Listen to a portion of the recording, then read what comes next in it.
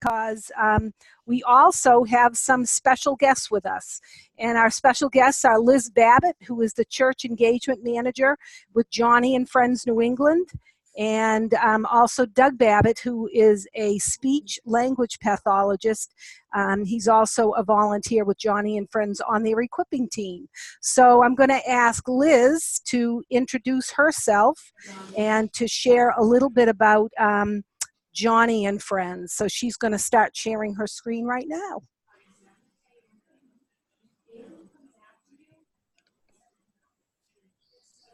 I have no idea if they can see that. Can you see it? I can't see it yet. Okay. Bring the arrow down the bottom and the green share thing. I thought I clicked it. Okay, I'm not sure. Back one more, maybe. No? We can see it here. That's what we're trying to figure out. Sorry, guys. Okay, that's okay. That's why we like technology so much. You're right. Now you're full screen. Yep, we're all full screen. Yep. Okay.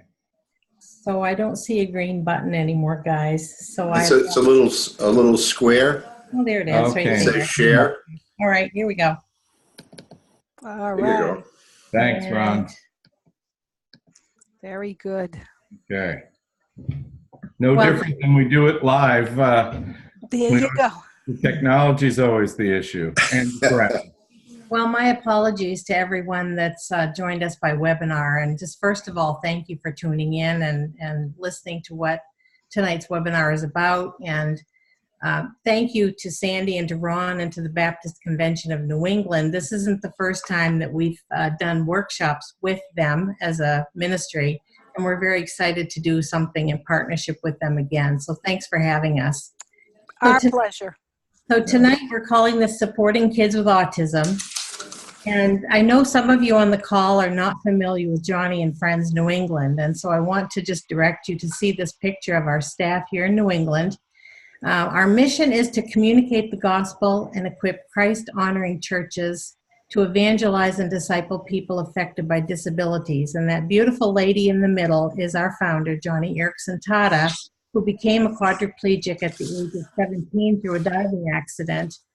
And from her obedience and love for Jesus, an international ministry has been started. And we offer lots of different programs, from Wheels for the World to Family Retreat. And central to the mission is church engagement. And church engagement is equipping and helping churches, coaching, mentoring, offering training, including and welcoming families with disability. So that's primarily my job, and I really, really love what I do, and I would count it a privilege to be able to come alongside any of you. So please contact me after the webinar if we can be of any service to you. Thanks, Liz. So I want to just start out, I think, tonight, before I introduce my husband, in just really emphasizing the importance and the need for tonight's topic, in that there's an estimated 61 million Americans affected by disability, but here in New England, we tell people that there's 14.81 million people in New England alone affected by a disability. And we know that many of them are not attending church on a regular basis, and specifically families affected by autism. So Doug will talk more about that in a minute, but I wanted to make sure to say to you that this is an unreached people group because families affected by disability are often overlooked or forgotten, or are just not included, not listened to, or just even welcomed in ways that would create a place where they can belong. And so we really just want to emphasize tonight that this is a very important thing, and we really are thankful that you've tuned in to learn more about this. We use the definition, the irresistible church, at Joni and Friends, and the definition for that is here on the screen. We really are hoping that churches will develop an authentic community built on the hope of Christ that compels people with disabilities to fully belong. And the next slide is one of my favorite quotes from Dr. John Swinton that says, "To belong is to be missed when you're absent." So I'm going to introduce Doug now, and he will take the webinar from here. Doug is my husband of almost 40 years, and he has worked professionally as a speech-language pathologist for more than 30 years, specializing in autism. And it's a joy. We serve in ministry together, doing many trainings and seminars for churches, as I've said, and it's really been a joy to be able to do that with him. So I welcome Doug and thank you for doing this with us, and turn it over to him. All right. All right.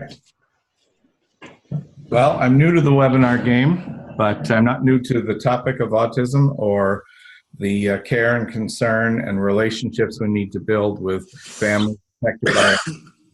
Just 2 little seconds about me. I'm a speech-language pathologist, and as Liz already said, I've been doing it for quite a while now, and I continue to do it. I work 4 days a week in the public schools, where I work in a medically fragile preschool, and we are affected by autism age 6 and under. I have always enjoyed working with young kids, and we know that early intervention is really where it's at for kids with autism, so that's been great.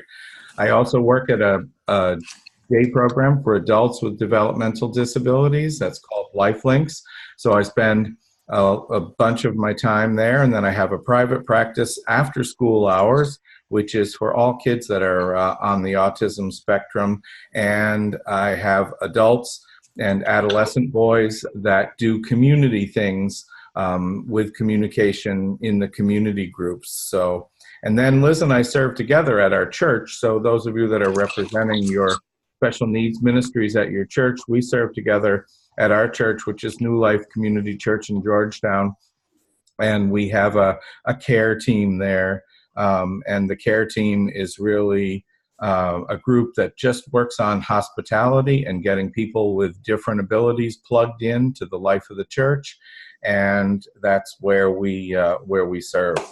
I also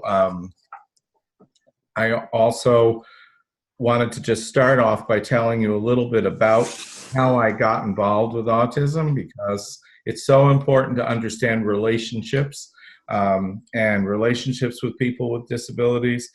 I was called by a pediatrician way back in 1987, and he called me and said, this kid that I want you to go see is really one of your kids. And what he meant by that was, at that time I was really working with kids with apraxia, and apraxia is the inability to program your mouth movements for speech.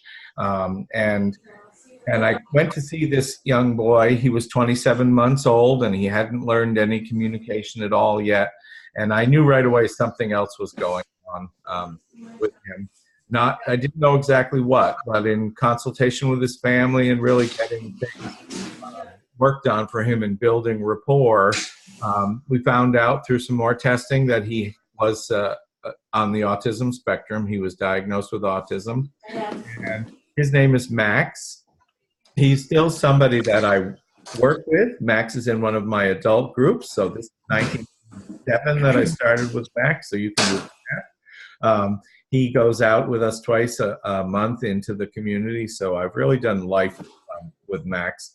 Almost all of my work is with folks affected by autism, and this quote that's here in front of us is really, the first one, is really so true. It just says, if you've met one person with autism, you've met one person with autism, and that is what it's all about.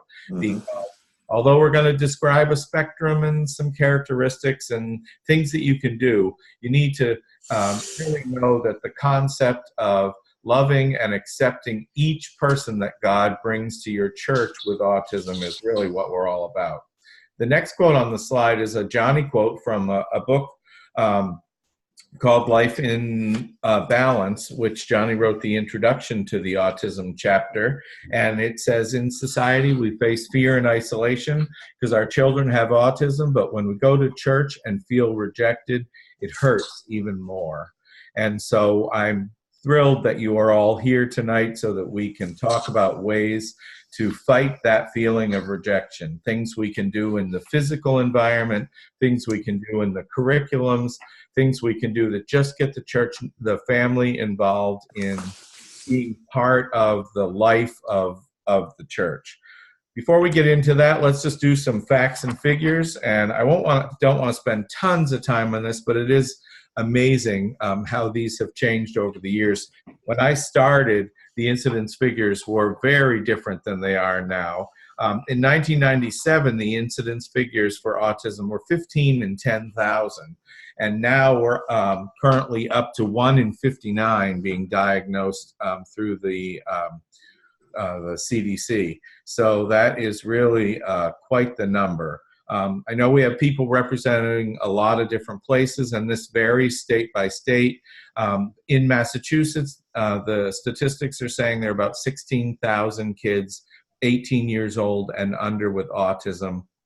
And if you look at the whole population of autism, there are about 75,000 people who are affected by autism just in the state of Massachusetts. And that info comes from the Center for Health and Human Rights out of Harvard University. So we know that's an accurate figure. But the variability is just huge. So in Alabama, they have 1 in 175 kids, and in New Jersey, it's 1 in 46 kids. So we know that this is a great need no matter where you are. And autism crosses all racial, ethnic, socio-economic groups. It's in all parts of the world.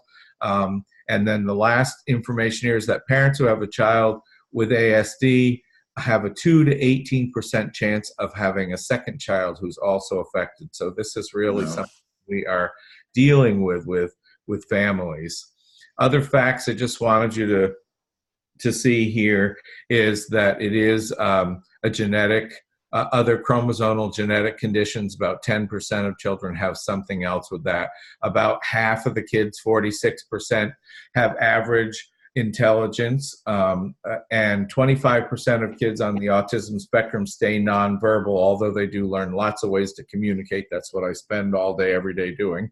But they find other means of communication, but they are nonverbal. The bottom one is really what we need to look at our churches. This comes out of Christianity Today, July 2018, and it's saying that children with autism, spectrum disorder, and other behavioral conditions are twice as likely to never attend a church. This is what the family reported, that they would never, because of the type of disability they have. And this was a much larger figure than other disabilities. And probably the reasons for that is autism can be one of those hidden or invisible disabilities. And lots of times we hear parents say they just want to go to church and not be thought poorly of. And so we need to do a lot of education what's going on with kids on the spectrum. The diagnosis is really behavioral, and by behavioral, I'm not really talking about anything that is about naughty behavior or bad behavior. Behavior is just something that you can observe and measure, and that's how autism is diagnosed. There really is no medical test for autism, although I'd love to get into all of the stuff going on in new ways to diagnose. I think it's really important that we listen to all the new research. And I can give you in a nutshell that there are many, many ways that are getting the diagnosis accurately done before kids are 3 years old. So if we need to get ready in our churches and in our planning, we need to get ready in those areas where there are young kids, our preschool areas, our toddler areas. We're going to have kids at all levels, but as the diagnosis gets more and more accurate earlier and earlier, that's where we're going to have those things going on. Comorbidity is a big thing with autism. Just all the other things that you can have in addition to autism. So 70% of kids with autism have some other diagnosis, official diagnosis. 41% have 2 or more. 75% have a sensory processing disorder, and that is a big one in our churches. We're going to spend time on that. Our churches are not friendly. A mom in the Home Life magazine a while back said that of all of the environments she goes to, the church is the most intimidating environment of all. It's just not set up, most churches, to be sensory friendly. So there are things we can do and think about with that. 50% of the kids with autism have ADD. 29% have a social anxiety disorder. 28% have oppositional defiant disorder. Really important for us to know that, because there are really specific strategies we can use with oppositional defiant to help those kids succeed more in our church settings. And a real current statistic is that 11% of the kids on the autism spectrum are also duly diagnosed with syndrome. So a couple more things before we get into what you can do, because that's why you're here. I just wanted you to look at these words quickly. This is the old wording that was used up until June of 2013. I use these words because these are the words you're going to hear from families if their kid got a diagnosis before 2013.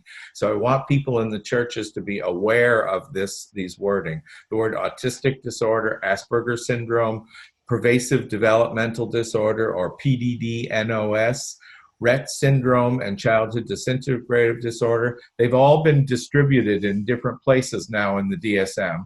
The DSM, I'm sorry to use that word if you aren't familiar with that. That's the Diagnostic Statistical Manual, and that is kind of the rule book that governs how we get a diagnosis. So in 2013, in June of 2013, it was changed so that we have these 4 entries now, and these are very simply ASD 3, 2, and 1, and social communication disorder. The bigger the number, the more the characteristics of autism, so the more symptoms you're going to see, the more things we probably have to deal with. The concept of a spectrum is really, really important in autism. Social communication disorder is exactly what you would think. These are the kind of kids that communicate well, talk well, but don't really understand the social rules about language and how to interact and do that. So as Liz and I have traveled around to lots and lots of churches in New England, we've basically got some frequently asked questions. A lot of them are about these symptoms. These are the things that you have to deal with and think about how to accommodate, make better for kids. That's their communication, their social difficulties. Stereotypes behaviors are really the physical manifestations, such as rocking or flapping your hands, all of those kind of behaviors that can be seen. Big one is abnormal sensory responses, and we're going to spend a little bit of time on that. And then that autism is present at birth. And the frequently asked questions, and if you have any, get them ready, because we want to take a break with some questions here, are just really around what can we do about attention, about communication, about behavior, and what do we do about the curriculum if you do have a prescribed curriculum. So take a break, and any questions here? Anybody have anything they want to ask me about the statistics or anything before we move into the what to do? Yeah, well, let me just say, Doug, that you really gave us some really good information here, and so we do want to invite our participants to ask questions and make a comment. So please use your chat feature there and to share your question or comment. We'll give you a few seconds to do that. Just hit your chat box and type in, hit enter, and we'll give Doug a question or two. And we also talked today about preparing a bibliography and a handout that we'll send out. Sandy and I talked about that earlier. Right. So all the statistics that we've shown earlier, and I wrote that in the chat box so everybody's aware that there'll be an information sheet available for download. So, okay. Good. We have one comment or question here. Is there any racial statistics like Asians or African Americans? It's across all races, and it is across all socioeconomic. I don't have specific information about different races and their diagnosis. I'm sure they're available. I don't have them because I tend to listen very carefully to the Center for Disease Control, and I'm careful about where I get statistics because there's Okay. often bias with statistics. And so I don't know those, but we can find them out and get them for you on the hand. Okay, thanks, Doug. And what are some signs or symptoms that are present that we could be looking for at birth? At birth, it's really okay. So the reason that the DSM-5, big political question, Ron, the reason that the DSM-5 has included that at birth is to dispel the concept of autism being acquired as a result of vaccination.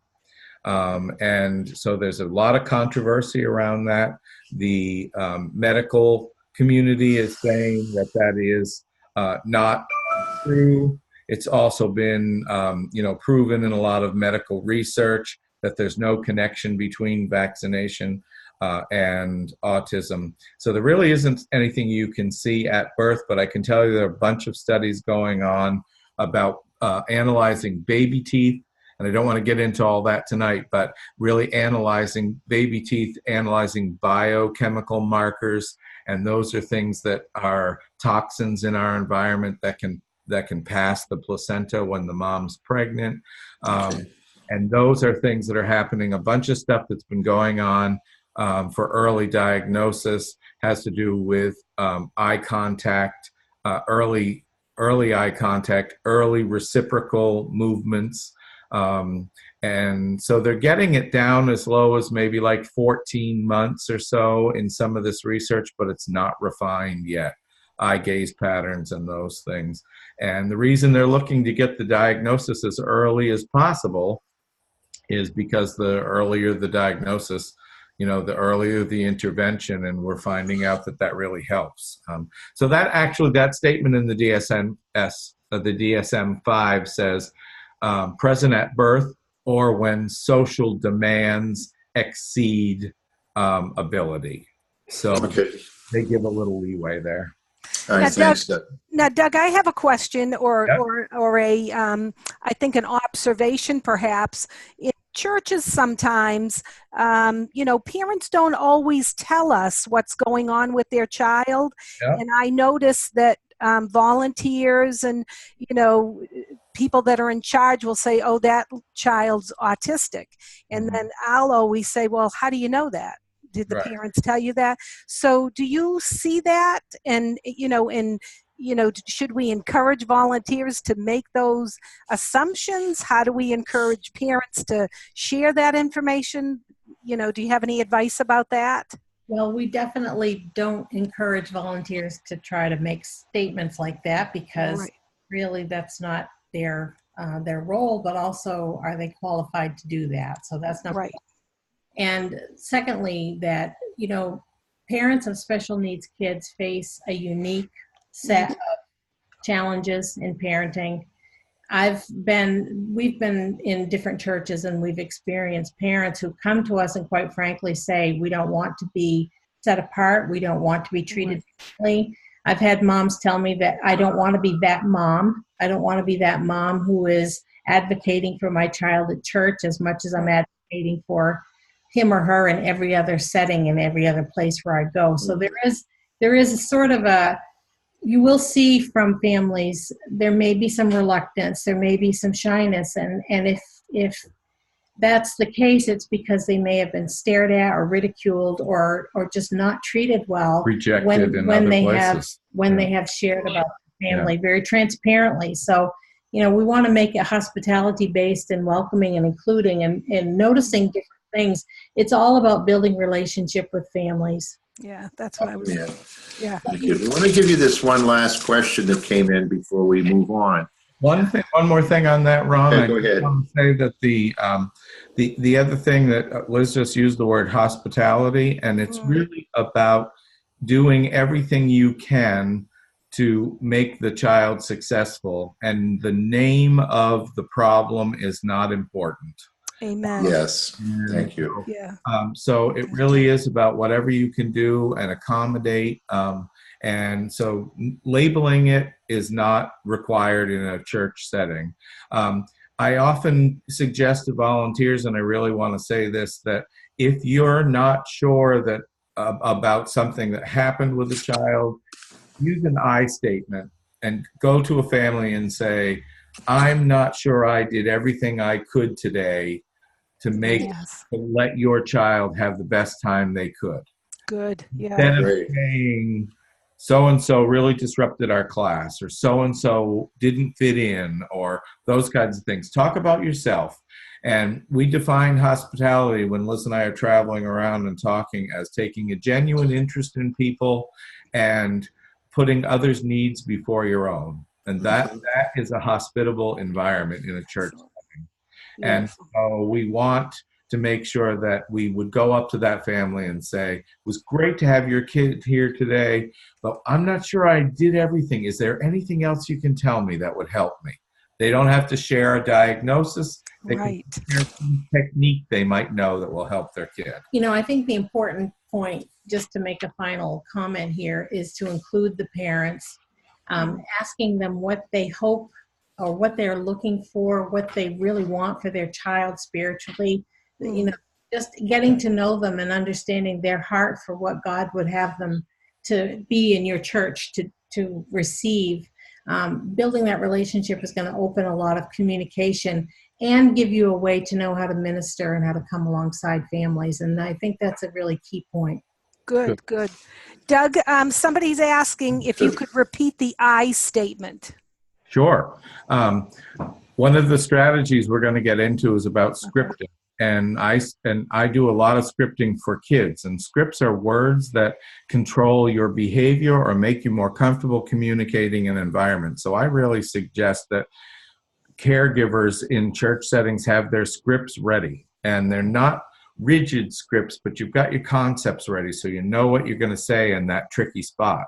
So when that parent says, how was my son's day? And they were the kid that were tearing around the classroom, causing all kinds of issues, then I simply say, well, I'm not sure I did everything I could so that name of the child, Billy, was successful today. Is there anything you can share with me that might help me? Not help him, help me. Or what are some ways that you support your child at home? What are some things that we can do that will, really create a welcoming environment here? What can we do? Yeah. Right. Good. Great information. Great information. Yeah, let me just give you this last question that came in. And I know from schools that I've been into, they always do a focal wall with a bright color. So the question here, is there any color that would be too much of a trigger to someone with autism or special needs? It's not so much about the color. Most of and we're going to do a whole bunch on sensory, so I'm going to kind of put this question on time for sensory things. But the answer is, I don't specifically know of any colors, but most of our churches are lit with fluorescent lighting, and the lighting is often very, very difficult for kids on the autism spectrum. So I'm going to get into that a little bit. So let's move on. Yeah. So if you're looking at sustaining or changing somebody's attention, these are some things you can do. You can use something that's visual. We can use schedules. We can really help kids with autism understand time concepts. Kids on the autism spectrum don't have this good internal sense of time like we do. So we use, how we've always been taught about just in general education settings and warning for transitions. So we say in 5 minutes we're going to whatever, and that's not necessarily a good prompt for a kid on the autism spectrum because they might not understand it. So I use my hands and I say, we have this much time left. We have this much time left, and it's shrinking. Okay, we're at this much time, we're all finished. So you have that visual right in front of you. So that is a visual, and it's a marker of time. Movement breaks help kids break up the time. So a simple walk around the room back to your seat without leaving, that can be supported by somebody without leaving the area. The concept of first then strategies, where you say, first we're going to do this, and you show the picture of your Bible time, and then we're going to do this, and you show the picture of some music or whatever might be coming differently. I have some pictures of these. These are some visuals that you can use. This one just says happy, but it can show what the child is actually doing, and you can use photographs or you can use these computer generated pictures. Be careful with photographs because they're actual literal things. So for example, if you want a kid to just generically read a book, it's better to have just a generic picture of a book than have a specific picture of that book. You might not be offering that book that day. So photographs can be tricky because they're specific items with some kids. These are some samples of some of the schedules. The one over on the left is just it's a schedule for one of my speech sessions, but it shows up at the top that we're having speech, and first we're going to sing, then we're going to use the computer, and then we're going to use a book. Down on the bottom, you see a schedule across the top. They were going to do table choices and then circle time. This just kind of marks time and measures things for kids and helps them really see what's happening. Timers are your best friend. This happens to be called the time timer. I like this one. I'm actually running a timer right here for myself so that I know how much time I have for talking. My timer beeps. I don't recommend those for kids with autism. But this timer, the red line just goes away. And it doesn't beep, it doesn't ring, and the kid can judge how much time is passing. So timers are really good. And I'm always best friends with the kid, and two of us are working together as a team against that timer. It's the timer that's telling us we have to stay at such and such a place. It's the timer that's telling us we have to finish this paper or whatever. It's not me. And so that allows me to, continue building relationship with the kid. In supporting communication, I really want you to think about using concrete language, which means you're not using figurative language and expressions that are hard to understand or could be misinterpreted. An expression that teachers often use, all eyes on me. Well, for a kid with autism, they can't figure that out because how am I supposed to get my eye on you? So you have to think about what those words might mean literally. If you want the child to look at you, say, look at me, and show them somehow, I need you to look at me. Or look right here. Of course, we're not always encouraging eye contact, but that's a different bunch of research we don't need to get into tonight. But worrying about how abstract your language is, this becomes really tricky at church because so many of the concepts that we want to put across are pretty abstract. And so we have to think about visual ways to show them beyond object lessons, but real visual ways and ways to explain things in more simplified, concrete language. Repetition, use gestures. I've already said use visuals, use the scripts that we've talked about. Let me explain repetitions for 1 minute, because as a speech person, this is a place where I really don't see people giving children with autism or without the benefit of a repetition. A repetition is the same exact words presented the same exact way more than once. Mm-hmm. So, a simple example from preschool. I say to the kids, go get your snack, and nobody gets up to get their snack. So my natural instinct is to add more language to it, to expand and clarify. So I say, I want you to get your snack right now. So now I've said snack, but a different way. And then I think these kids aren't listening to me. I'm the grown-up. I'm in charge. I'm the boss here, right? That kind of an approach. So I say, get your snacks now. So now I have said the concept again, but I never once gave those children the benefit of hearing the same thing the same way more than once. Get your snacks, get your snacks, get your snacks. 3 times the same way. And that inflection throws kids with autism. They don't read and understand that inflection, and they don't always read our tone of voice. So that's really giving somebody the benefit of a repetition. Scripts are really great things. Scripts help kids succeed because you're saying things like, when I arrive at class, and they're I statements that the children use. When I arrive at class, I walk to my seat and I sit down. And so you say those same words over and over again if you're the buddy or a helper. And then when the kid gets there, you can prompt by just saying, when I get to, and after time, some of those kids know those words and they say, class, I walk to my seat and sit down. So it helps them govern their behavior. Scripts can also be used to start communication, or so they know what to say in certain settings. But so let's get into behavior, because that's a biggie for a lot of people. And by behavior, again, remember, I'm talking about things that can be measured and observed, not necessarily naughty or disruptive. But these things can be disruptive. First of all, as teachers, in any setting, we have to think about all behavior being communication. If all behavior is the kid trying to tell me something, we just heard earlier that a lot of these kids might not have good communication skills, so they use an earlier form of communication, which is behavior. Our oldest son was a biter when he was a little boy. He wanted something from another kid. He'd bite the kid, they'd drop it, he'd pick it up and run. Well, that was the same as saying, I want that whatever, that toy or that book.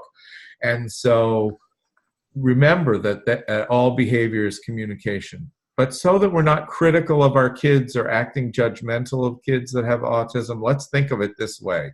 All behavior can be put in two categories. They're either expected or unexpected. And those expectations are based on the social scene. So a classroom has a certain set of unstated expected rules. So it's really careful. Be really careful to state those rules so the kids know what the expected behavior is. So the kid that falls off his chair repeatedly, or the kid that's jumping out or bursting out with some kind of a verbalization, I'm not going to say, oh, don't do that. I'm just going to help them know that's unexpected. That's an unexpected behavior for this setting. And a lot of schools are using this language. It's a really great way of helping kids learn what's expected and not expected for behavior. And I have great stories about that, but they would take too long. I just want to tell you one to give you a tiny little bit of information. I have a group of adult men that go into the community, and years ago we went to a baseball game, a minor league baseball game, with my 4 men, and they were all really excited to see this teacher that was about 4 bleachers down from us. And so they wanted to say hello to her, and I said, okay, go for it, say hello. And they hopped up and down and were like, hi, Mrs. So-and-so, hi. They were all excited. So 2 weeks later, the group met. One of the moms were like, I don't know what happened at the last group, but a week ago we went to church and so-and-so saw somebody they knew 4 pews ahead of us and started yelling and waving hello. So I did teach them to do that, but they didn't understand the differences between those 2 social settings. It's not okay in one, it is in the other. Well, why not? Nobody ever explained that. So you got to really help kids understand expected and unexpected. So for behavior, all behavior is caused for 4 reasons. And you don't need to analyze this, but I do want you to know that the 4 functions or reasons for my behavior are attention. I want your attention. That can be good or bad. So it starts off good, it often turns bad. Okay, so I want your attention. I ask nicely. I don't get it. I raise my volume. I don't get it. I start tapping the person next to me. Those kinds of things are attention seeking. I want something. I want an object. I want a preferred person. I want access to some kind of food or drink. I want something in the environment. I want to get out of here. That's escape or delay. I don't want this to go on around me anymore. Really interesting statistic that I read today, and I don't know it. I have to find it. That half of the kids on the autism spectrum in this one study that went on in the public schools, half of them were bolters or wandered.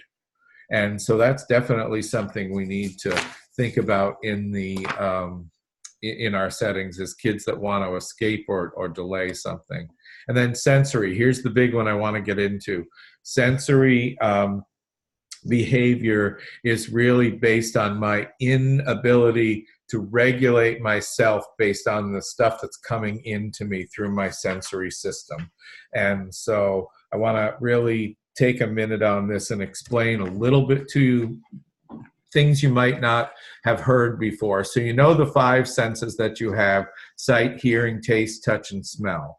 You have 2 additional senses that your brain deals with. One is your sense of proprioception.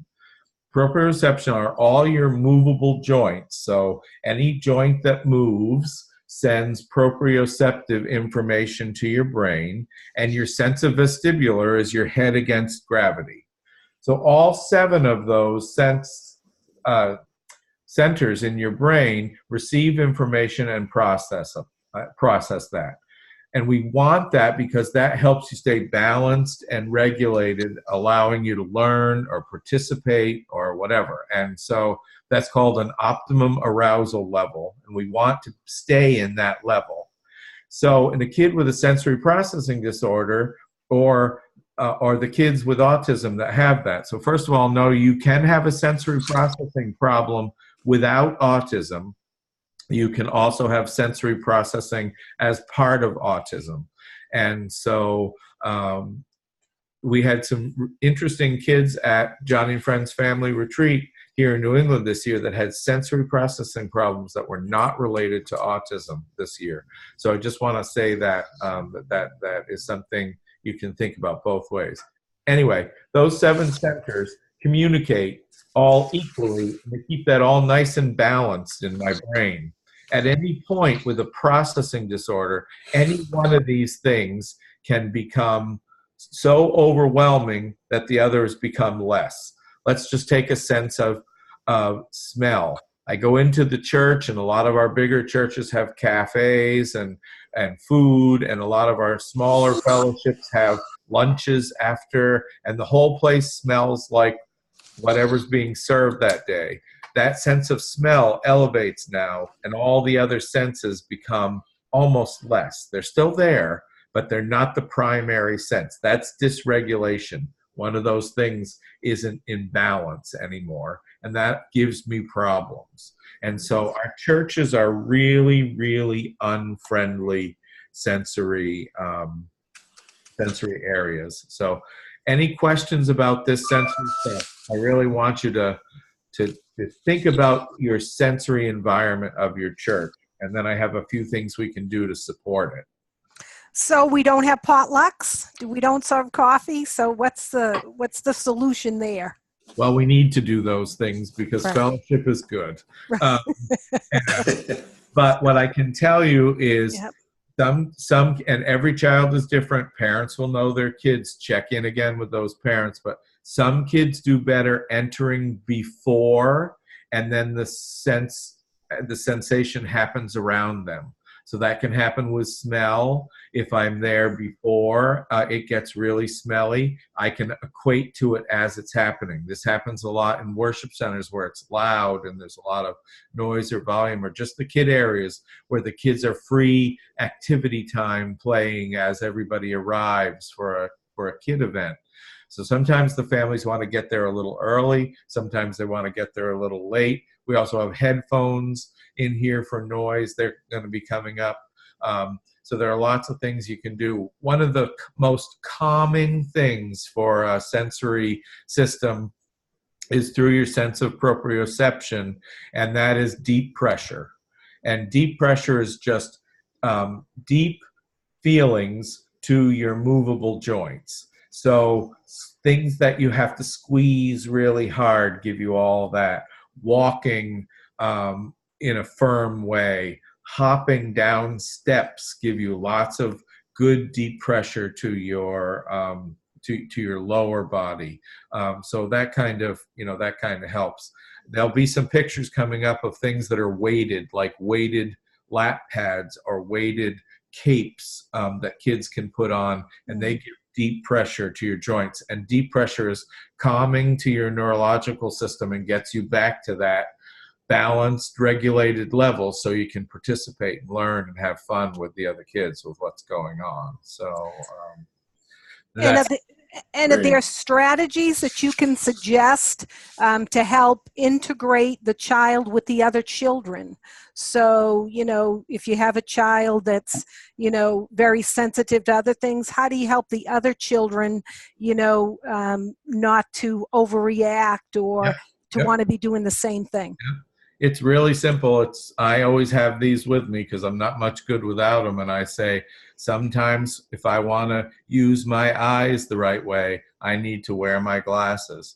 Johnny wants to be part of our group. He needs that pad on his lap to help him stay in the group. Whatever. Something very simple. Something that kids know about.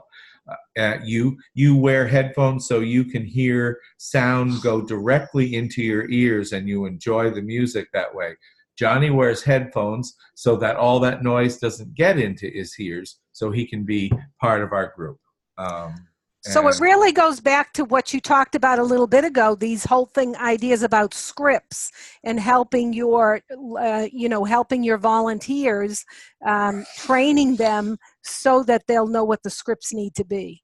Yeah, you can write some scripts or have some scripts available. It also goes back to the whole relationship piece of asking parents for their input about what works and really helping them to even prepare their child and then using their suggestions, their tips, their involvement for what will help to prepare the kids in the group.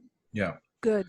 But the whole concept, if you build an environment where differences are all valued and honored, and that should be happening no matter what the difference is. It's so much easier when that difference looks a little different or might need something that looks a little different. And some teachers try that everybody gets a turn with that. I'm not a big fan of that just because it does take a lot of time. And your goal is that you have something you want to accomplish with the kids and you want to keep them engaged. You want to see them have fun. So I would rather say, no, you're doing just great with your listening today, but Johnny needs his headphones on so he can do great with his listening today, and just leave it that way. So thank you. Some sensory things that I have here to show just very quickly. This is just a bin of sensory stuff, all different textures. Things that you can move around in your hands and get some of that deep pressure. These are those squishy kind of stress balls, but they aren't really stress balls. They're kid-friendly items, and so you can have these kind of things for kids to squeeze. And that squeezing gives deep pressure to these joints. These are pictures of the weighted thing on the left. That's a weighted blanket that would be really large or could just go over somebody's shoulders. On the right is a lap pad, and those can be made in different sizes and worn across your lap. They really help kids understand which direction they should be facing because you face the direction of your lap pad. So they help me stay focused that I'm looking that way. So you want it to be wherever the primary source of information is. It's one of the other things in autism is called orientation to speakers and materials. It can be different. Kids don't necessarily know where the big information is coming from. And this also gives weight to the knees and helps the kids, feel that deep pressure. So this is a trampoline, although I do recommend the ones that have handles on them. But this could be so you can, in the corner of your room, so you can zip over and take 10 jumps on the trampoline with your buddy or with somebody, and you count the 10, and that jumping gives you that deep proprioceptive input to your knees and ankles and helps you stay calm. Mm-hmm. This is alternate seating. This is a simple as a ball inside a milk crate. This one in the middle I love. I absolutely think this was awesome. This was for a kid that couldn't stand to be brushed up against. When kids were sitting in circles, it really bothered them, put them on high alert, and made them want to escape. This is simply a tub with a king-size pillow in it, and the kid could sit in there, and they were all snugged in tight, and nobody could bump into them, and they could sit and be part of the circle and do their thing, just like everybody else, without that fear of being brushed up against or being touched. And the next one is just a beanbag. Another alternate seating that allows for movement is a rocking chair. Headphones that keep you going. This is a sensory area that's just set up. Some churches are setting up sensory rooms, and these are just some pictures of those kind of sensory rooms. But before you leave there, just know that if you visit the Irresistible Church website, you'll find that there is a number of different resources there, and one of the handouts that's attached to one of the books that we're talking about has a handout called Creating a Sensory Bag. There are different kinds of resources like that. So if you're looking for, well, what do I put into a sensory room, or how do we do that? That's the kind of help that's available from Joni and Friends. Yeah. And remember that our sensory environments are already overstimulating, so we're not looking for sensory things that would cause you to heighten. And so those are things that are flashing, or things that are not repetitive in their movement, not providing deep pressure or nice firm input. So if you're Googling that, you want calming sensory things. The two words in sensory are calming and alerting. You don't want things that are alerting. Okay, just 2 seconds on curriculum, because this is really a whole big seminar in itself, but talk about simplifying your language, using repetition, and using your visuals.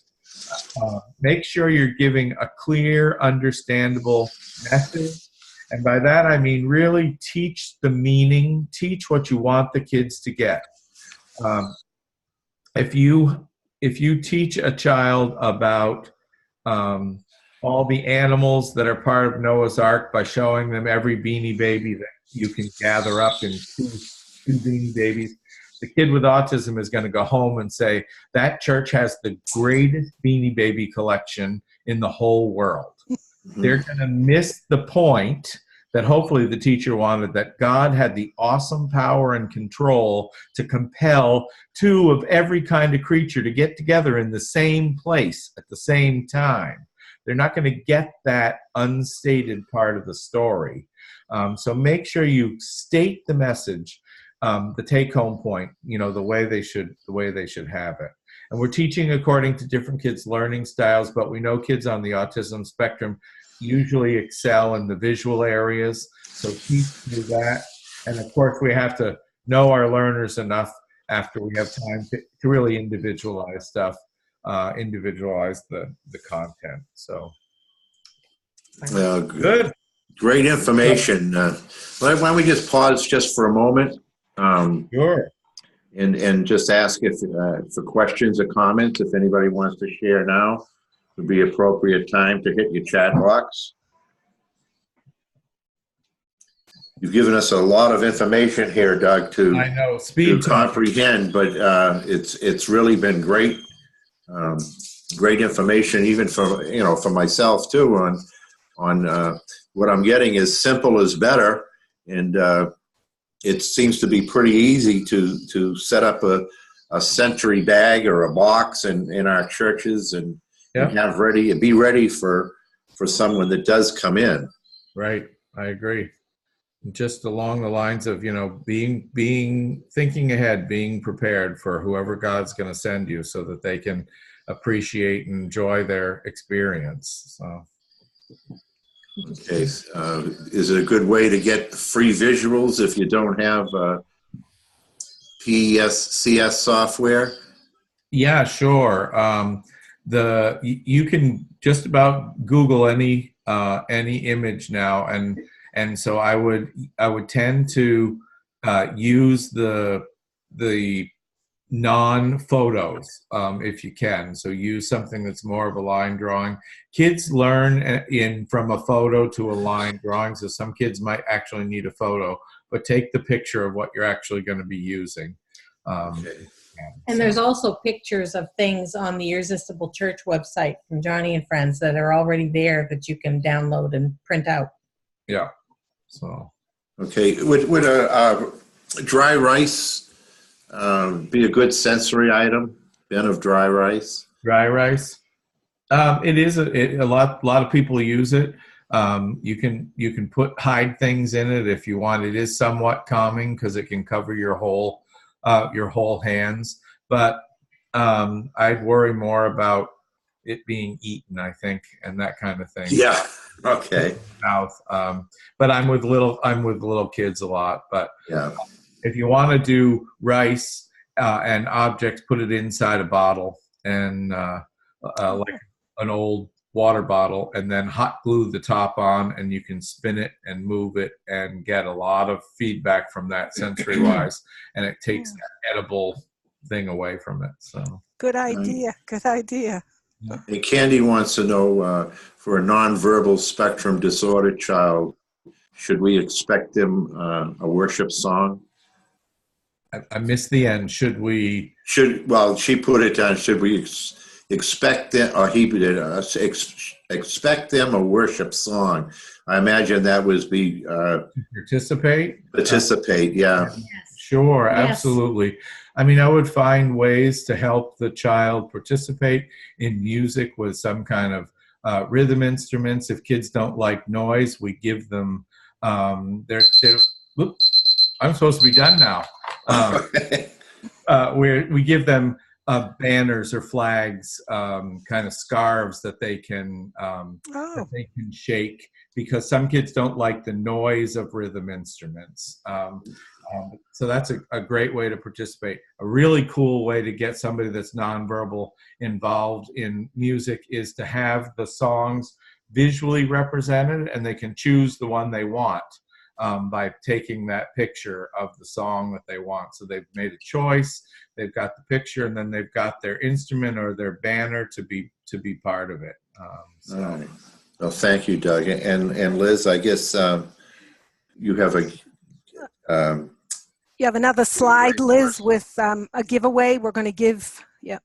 Yeah, so Sandy and I talked about this. This is one of the books from the Irresistible Church website. We thought we'll send out a handout about bibliography and resources and this book. And it's small, but it's got a lot of great information in there. And also just contact me. There's lots of topics on the Irresistible Church website. Happy to talk with anyone. We have some trainings coming up. And I know that, Sandy, that your organization has some as well. We'll send you one of these. We'll send you a bibliography, other resources, and just contact us for more information. And thank you. Thank you. Now hang on, everyone, because we're going to come back here, and I'm going to give a couple of things away.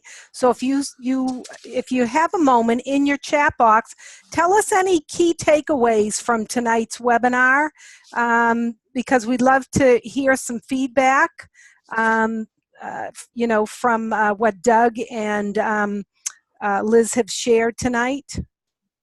So what kind of feedback do you have for us?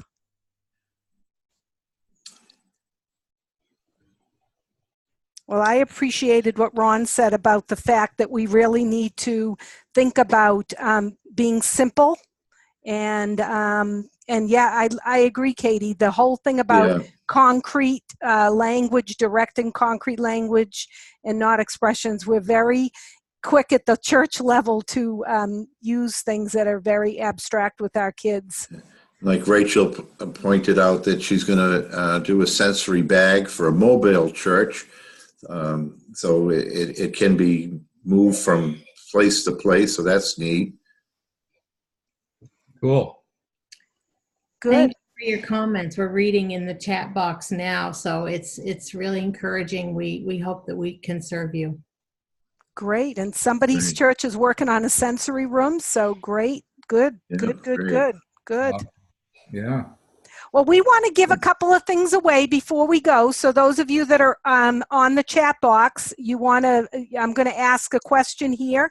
And the first thing we're going to give away is Liz and Doug and Joni and Friends are going to give away a book, the great book, right, Liz? Want to say a little bit about this book? Oh, awesome. Yeah, we use this book, a lot of the ideas in it, and there's different things from letters to ideas for classroom, for making accommodations, curriculum kinds of things. Doug and I just really like this book a lot. And the chapter on behavior management, there are reproducibles in the back, questionnaires, ways to interact with families. And some visuals as well. Interacting with parents and just welcoming people and families. So it's great. Good, good. All right, so here's the question. And so it's going to be a percentage. And so the question is this. Approximately what percentage of special needs family attend church in New England on a regular basis? And the person who gets closest to the percentage without going over will win that book. So start typing your guesses into the chat box. So approximately what percentage of special needs families attend church in New England on a regular basis? Okay, Katie says 1.84. That's Candy, the statistic about the families that don't come. Yeah, Candy said 2%. Jennifer said 2. Candy says 43%. Erica 5%. Shauna 2. Doug 1%. Sandra 7.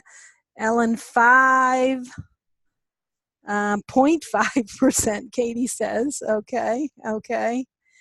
Any more guesses do we have? All right, so without going over, so here is this is going to be tough to, well, no, I think we'll have We have a clear winner. You do have a clear winner, yeah. Okay, so the answer is 38 to 40%. Now, look at that statistic. 38 to 40% of special needs families attend church in New England on a regular basis. And I think the statistic that you want us to really note, Doug and Liz, is the people that don't attend, right? The opposite of that, yeah. Yeah, that's 60 to 62% of special needs families do not attend the church. Yeah. Yeah. And I liked what you said, Liz. I think in that first screen, is there an unreached people group? Yeah. We're quick to talk about different cultures, but, this population of people is certainly an unreached people group. So, anyway, okay, so we do have a winner. We're going to go back and we'll make sure that, so who is the winner? Who did we? I think it's Candy. Candy, yeah. Okay, there you go. All right, but don't fear. I got one more thing that I want to give away. We're going to give away a $25 Visa gift card for the closest answer to this second question. This is from the Baptist Convention of New England. What percentage of special needs parents said they refrained from participating in a religious activity because their child was not included or welcomed? So here's another opportunity. So write your percentage now. So what percentage of special needs parents said they refrained from participating in a religious activity because their child was not included or welcomed? So we got 25, 69, Candy says 50, Sandra 91%, Doug says 50, 95 from Erica, 40%. So this is going to be the one who is closest without going over. And anybody else? All right, oops. Okay, Katie, put your answer in then. Come on, girl. All right, 22%. Thank you, Katie. All right, so the answer is this, 47%. So who do we have? So Katie had 22. Shauna. Had 25. But Shauna had 25. Okay, so I think Shauna was the closest without going. Oh no, 40. No, Ellen. Ellen had 40. So there you go, Ellen. We'll send you a gift card, a $25 gift card. But again, look at the percentage. 47% of special needs parents said they refrained from participating in a religious activity because their child was not included or welcome. So I think, folks, one of the things it's really saying to us is we really need to rethink some of our ministry ideas and make sure that, we're taking every opportunity to reach, families with special needs. And I really think we need to continue to work on that. So everybody, we're just about done. If you want to get in touch, here is for Doug or Liz, you can reach them through Al Babbitt at joniandfriends.org, or if you want to reach Ron Mills and I, S. Coelho at bcne.net. And anybody, there is a Kids Matter Kids Ministry Conference coming up on November 10th, and we're going to have a couple of workshops on special needs ministry there. Doug and Liz weren't available, but we have a gal coming from Awanas to help us with that. So if you want more details, or if you want to save $15 a person, use that discount code K2M215. So I hope that some people will check into that. And there's the website if you want to connect more. And we will have the recording available, so we'll send you the link to that as well in the next few days. So Ron, why don't you close us in prayer? Well, thank you all. Thank you, Doug and Liz and Sandy and all that participated. And we just pray that we would be more vigilant in reaching out to these youngins. Well, thank you, Father, for the opportunity to share this way through the internet. And thank you for all that turned in, Lord. We just pray that all these children are made by your hands, Lord.